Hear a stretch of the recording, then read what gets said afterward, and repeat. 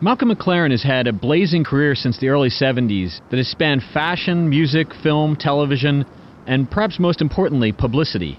Starting with his clothing shop Sex with Vivienne Westwood, followed by his founding of the infamous punk band the Sex Pistols, and soon after by a string of his own genre-hopping music releases, a tendency toward provocation became apparent.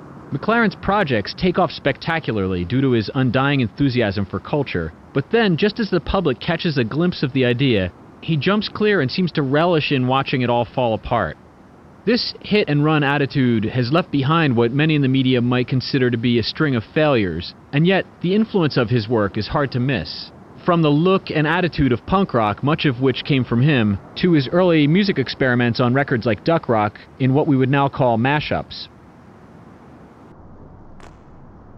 McLaren's position as the idea man of punk and some of his more outrageous pronouncements have made him a controversial figure. But much has been written from the tired old Malcolm as charlatan punk self-promoter point of view, so we thought we'd invite him here to tell his story his way. Malcolm, it's a really beautiful day out there, so I thought we'd just take a walk across the meadow. Okie dokie, have a go. There seems to be an old wisdom about artists that if they just keep doing what they're doing long enough, the public will eventually take notice and they'll find some kind of success. But you seem to like to grab the public's attention with one idea, only to turn it about face with the next. I guess I'm looking for a sort of thread that weaves together all the different disparate projects that you've undertaken. Well, back in London, at the dawn of the 1960s, I entered art school. And the first lecture of the day was given to us by a goatee-bearded old corduroy-dressed painter. And he looked at us and said, So you think you're going to be successful painters, sculptors? He said, well, no, you're all going to bloody fail. And then we thought, oh my God, I've only been in the school a half an hour. He said, remember, any kind of benign success was never worth having. Much, much better, he said, to fail magnificently. And with that thought, I was off into the big wide world to open a shop on the King's Road in Chelsea. A hole in the wall. A place where I had to learn how to sell a normal person. I would make the most uncommercial clothes. I would sell rags. I would sell clothes that were impossible to wear, impossible to walk in.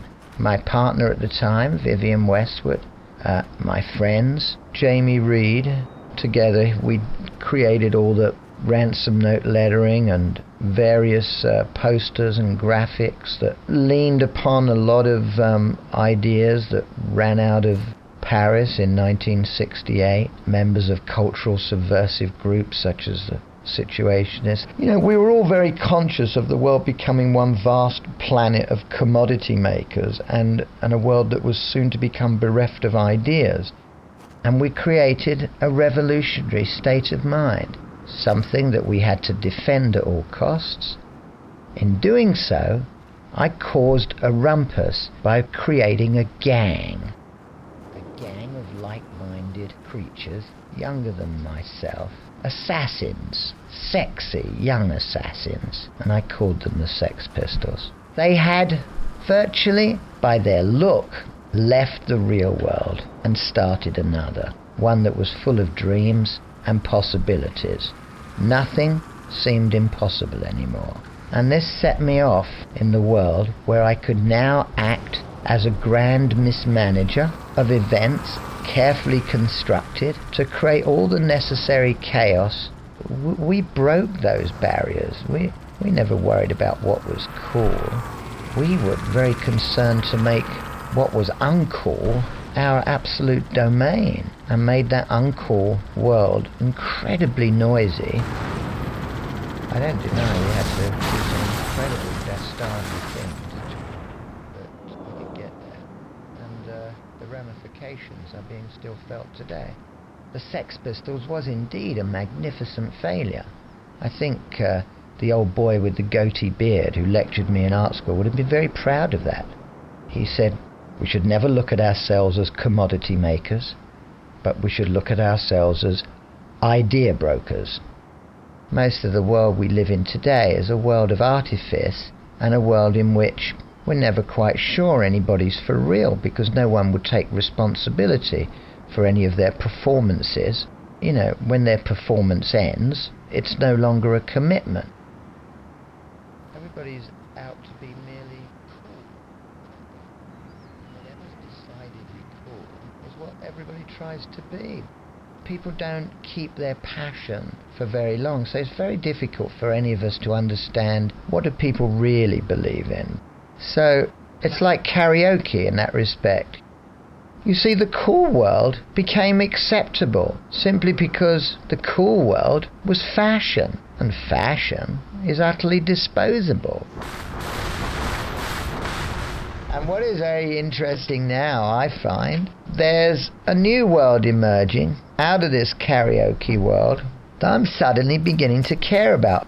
And how interesting is it in that world where you get kids who, with 2 feet firmly placed in the 21st century, are able to imbue that world with all their passion and obsessions and turn it into a world we can now care about.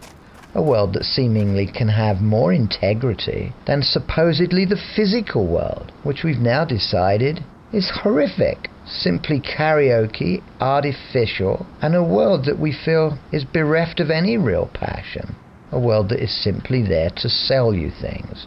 The great thing about the web is you can drift through it, find out any form of information you want for free. There's something about the web that says it doesn't have to sell you anything.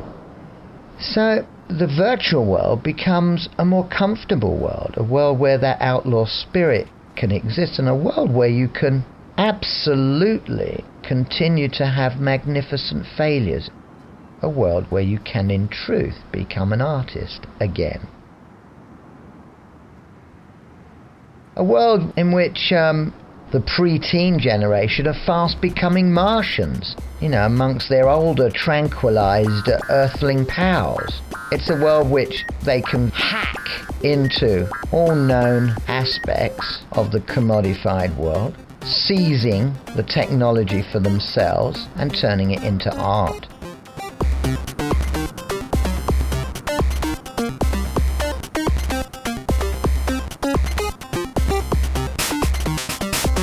Quite a religious quest if you think about all these obsessive kids hacking away into antique technology and creating music from it.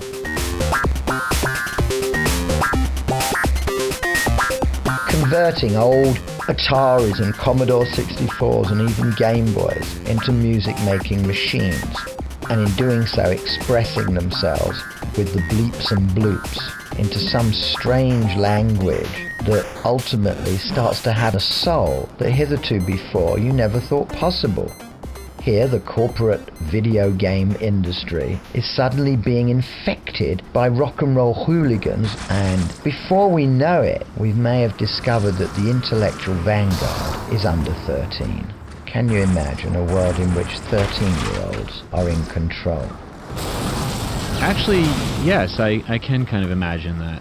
The guy in the rocks over there who just took a shot at us is John Pavlis. He's here to write an article for Wired magazine. Oh, sorry, John. This is the real true story of rock and roll. It was not about anything other than how to live your life as a gangster in sartorial splendor and turning the world into a place where normality would never return again.